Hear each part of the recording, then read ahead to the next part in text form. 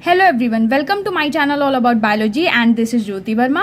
और आज यहाँ पर हम लोग बात करने वाले हैं कप्पा पार्टिकल्स इन पैरामीशियम के बारे में। यहाँ पर आपको न्यूक्लियोसाइटोप्लाज्मिक इनहेरिटेंस का कंसेप्ट देखने को मिलता है, यानी कि यहाँ पर साइटोप्लाज्म में मौजूद पार्टिकल्स के साथ साथ न्यूक्लियस के जीन्स भी इस टाइप के इनहेरिटेंस में एक इंपॉर्टेंट रोल प्ले करते हैं। ये कंसेप्ट सबसे पहले रिपोर्ट किया था सोनबर्न ने, और इन्होंने कहा कि जो पैरामीशियम है, पैरामीशियम के कुछ ऐसे स्ट्रेन्स हैं जिनमें कि कुछ पार्टिकल्स पाए जा रहे हैं और वो पार्टिकल्स एक टॉक्सिन सेक्रेट करते हैं, जिससे कि आसपास के जो दूसरे पैरामीशिया के स्ट्रेन्स होते हैं उनकी डेथ हो जाती है।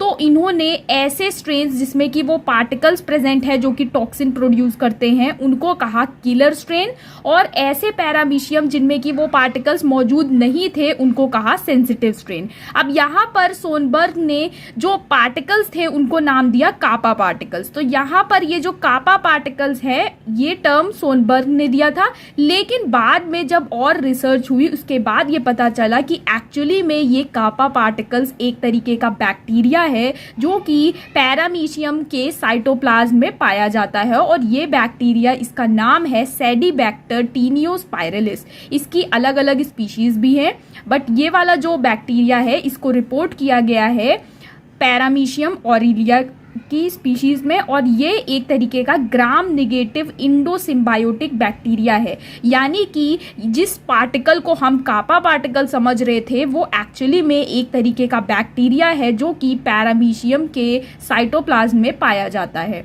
अब ये जो बैक्टीरिया है ये इंडोसिम्बायोटिक नेचर का है, यानी कि ये पैरामीशियम की बॉडी में मौजूद है और ये पैरामीशियम से कुछ बेनिफिट लेता है, कुछ न्यूट्रिएंट्स लेता है, और साथ साथ पैरामीशियम को इससे क्या फ़ायदा होता है, जिस भी पैरामीशियम में ये सेडीबैक्टर टीनियोस्पाइरलिस मौजूद होता है वो एक तरीके का टॉक्सिन प्रोड्यूस करता है। ये जो बैक्टीरिया है ये एक तरीके का टॉक्सिन प्रोड्यूस करता है, और जिसकी वजह से इस पैरामीशियम के आसपास मौजूद सारे पैरामीशियम की डेथ हो जाती है। तो एक तरीके से पैरामीशियम को ये फ़ायदा होता है इस बैक्टीरिया से कि इस पैरामीशियम का जो कंपटीशन है, आसपास मौजूद जो पैरामीशियम है उनकी डेथ हो जाती है, तो इस पैरामीशियम का कंपटीशन कम हो जाता है और अल्टीमेटली इस पैरामीशियम को उस पर्टिकुलर इन्वायरमेंट में ज़्यादा रिसोर्सेज मिल पाते हैं। तो एक तरीके से यहाँ पर दोनों को ही बेनिफिट होता है।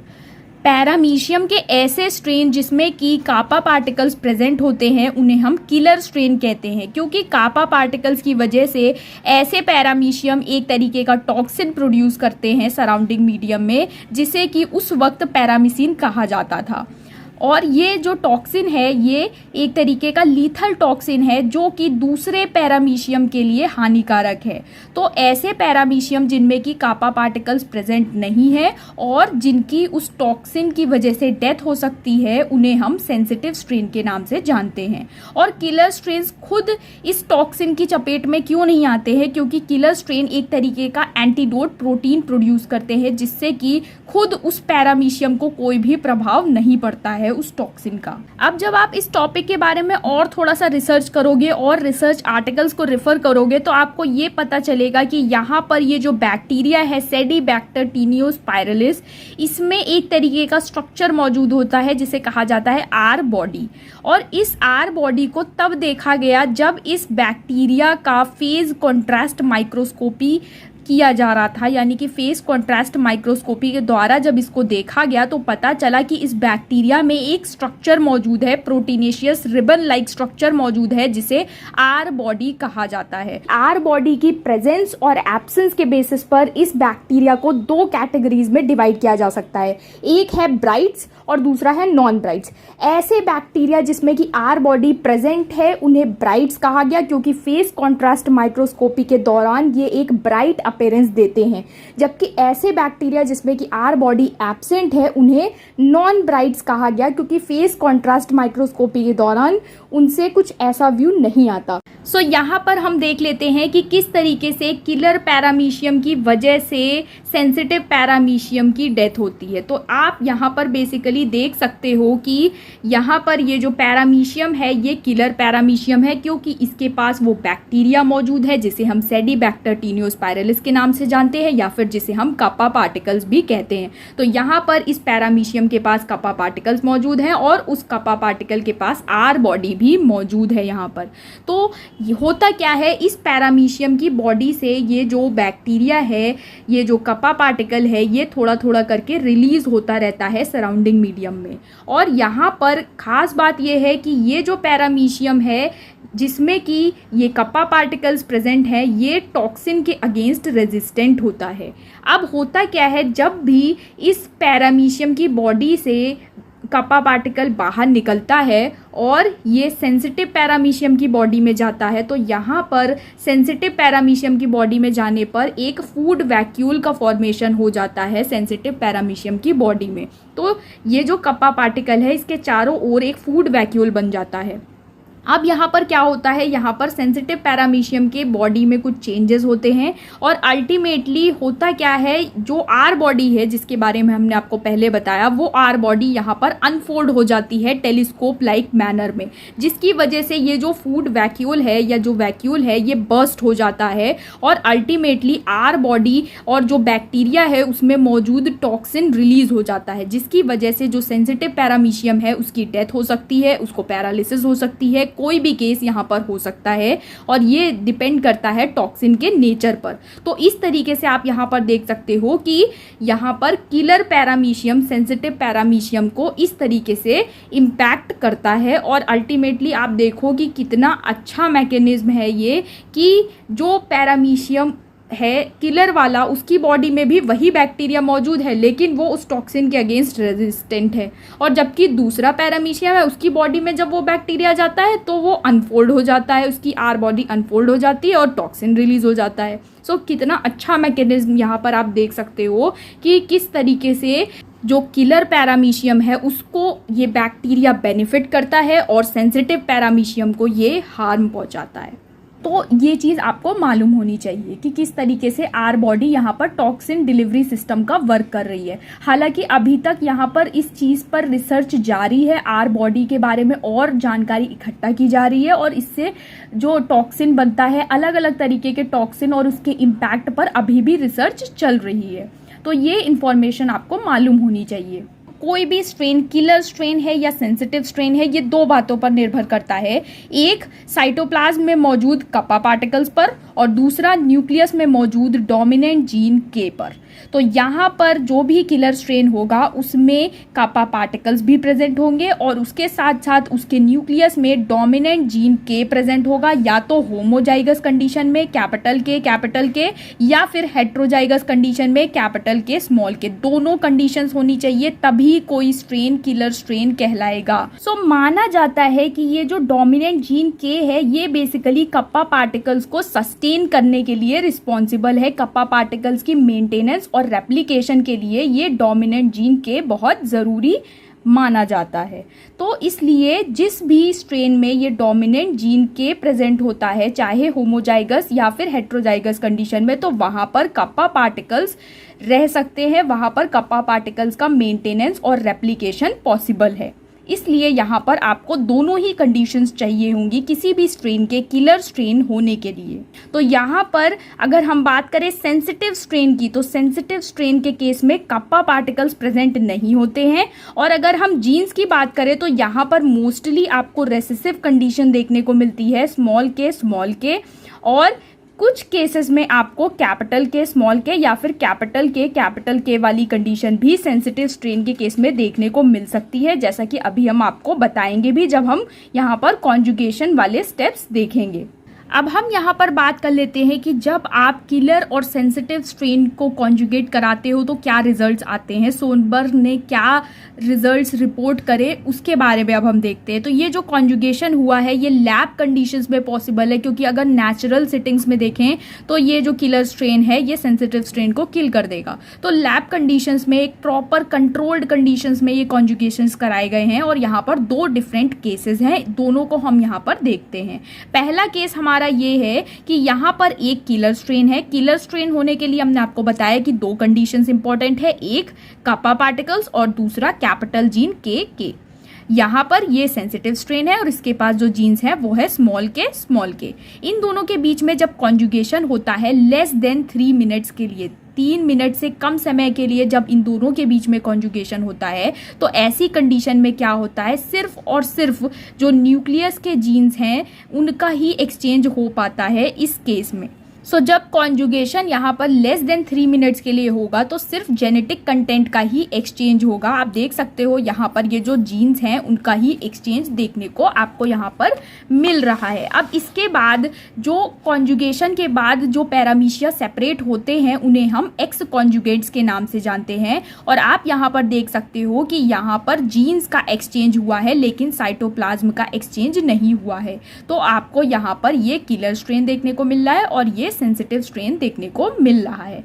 लेकिन अगर आप यहाँ पर कॉन्जुगेशन कराते हो एक किलर और एक सेंसिटिव स्ट्रेन का, ये हमारा केस 2 है, अगर आप किलर और सेंसिटिव स्ट्रेन का कॉन्जुगेशन 3 मिनट से ज़्यादा के लिए कराते हो तो ऐसी स्थिति में क्या होता है, जेनेटिक कंटेंट के साथ साथ साइटोप्लाज्मिक कंटेंट का भी एक्सचेंज आपको यहाँ पर देखने को मिलता है। तो आप यहाँ पर इस डायग्राम में देख सकते हो कि यहाँ पर जीन्स के साथ साथ जो साइटोप्लाज्मिक कंटेंट है उसका भी यहाँ पर एक्सचेंज होता हुआ दिखाई दे रहा है।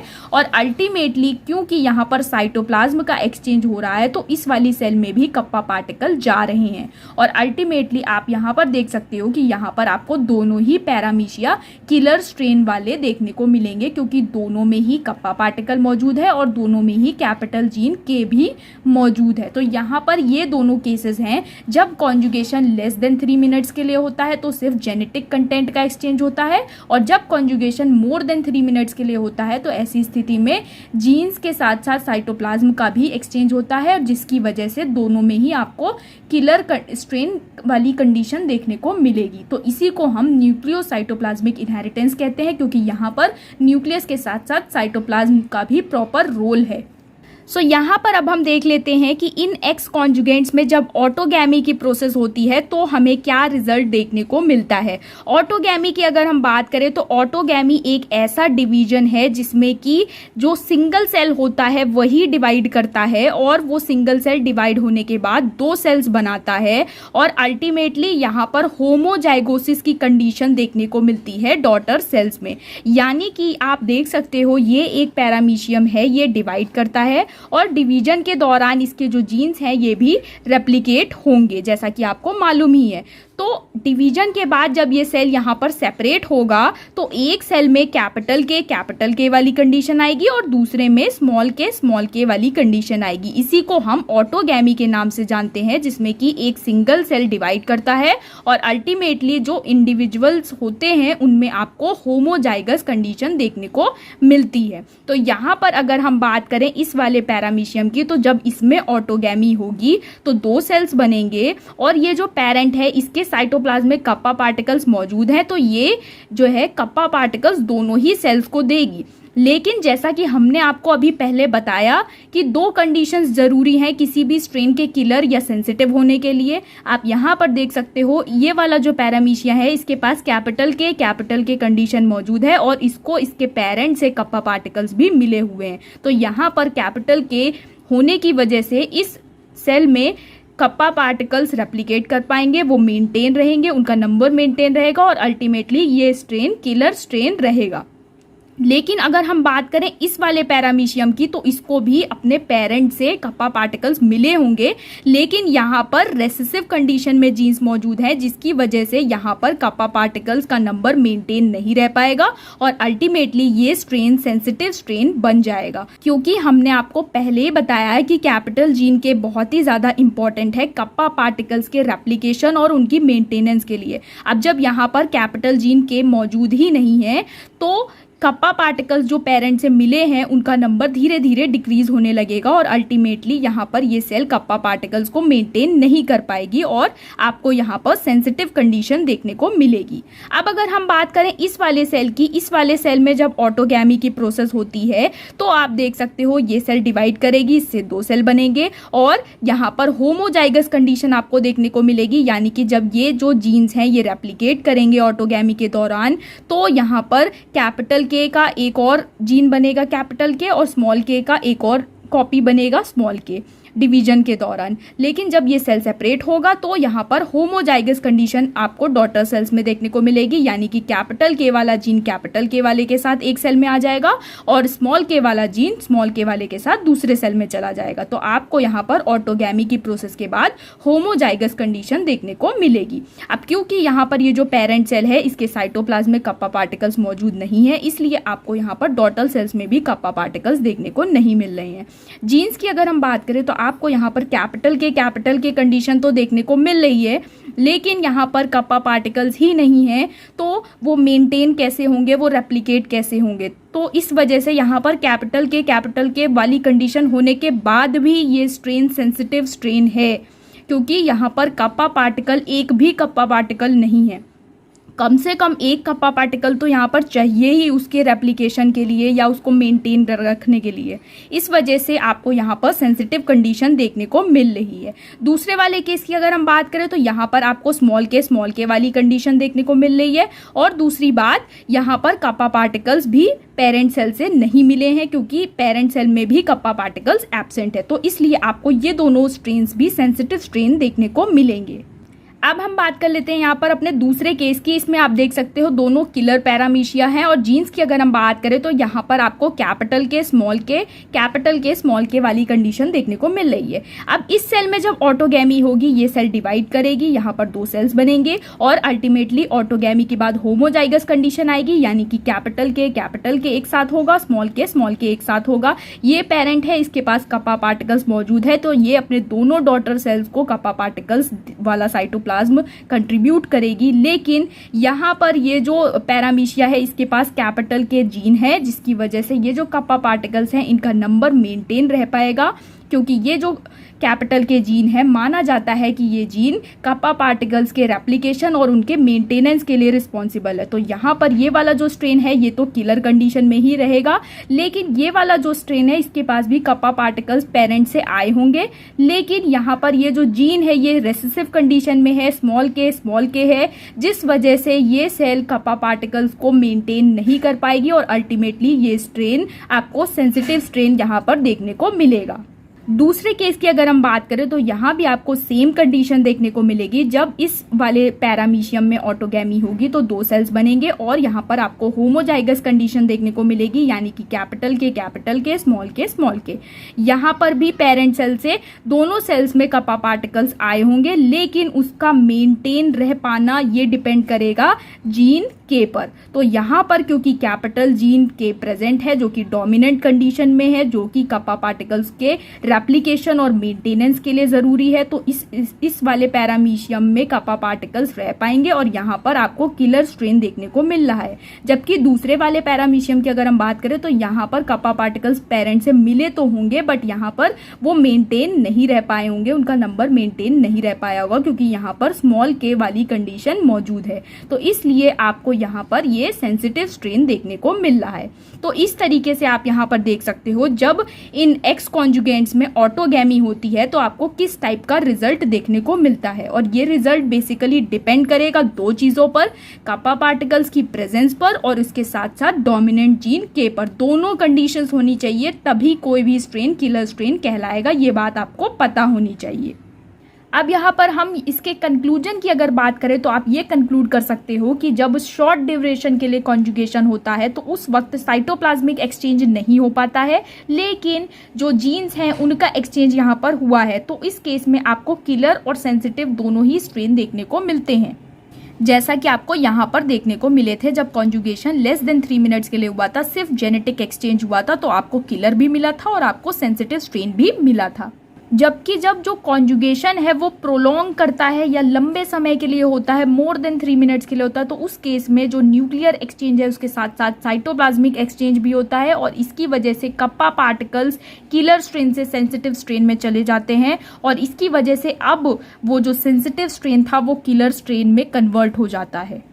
तो अब आप यहाँ पर देख सकते हो जब लॉन्गर ड्यूरेशन के लिए कॉन्जुगेशन हुआ है तो इस केस में न्यूक्लियस के जीन्स के साथ साथ साइटोप्लाज्मिक कंटेंट का भी एक्सचेंज हुआ है, जिसकी वजह से किलर स्ट्रेन ने अपने कप्पा पार्टिकल सेंसिटिव स्ट्रेन को दिए हैं और अल्टीमेटली आपको यहाँ पर दोनों ही टाइप के पैरामीशियम देखने को मिल रहे हैं जो कि किलर स्ट्रेन वाले हैं। तो यहाँ पर ये जो सेंसिटिव स्ट्रेन था वो भी किलर स्ट्रेन में कन्वर्ट हो गया। तो इस तरीके से आप यहाँ पर देख सकते हो न्यूक्लियोसाइटोप्लाज्मिक इनहेरिटेंस यानी कि न्यूक्लियस के जीन्स के साथ साथ साइटोप्लाज्म में मौजूद कप्पा पार्टिकल्स बहुत ही ज़्यादा इंपॉर्टेंट हैं यहाँ पर, और इस टाइप की इनहेरिटेंस आपको यहाँ पर देखने को मिल रही है।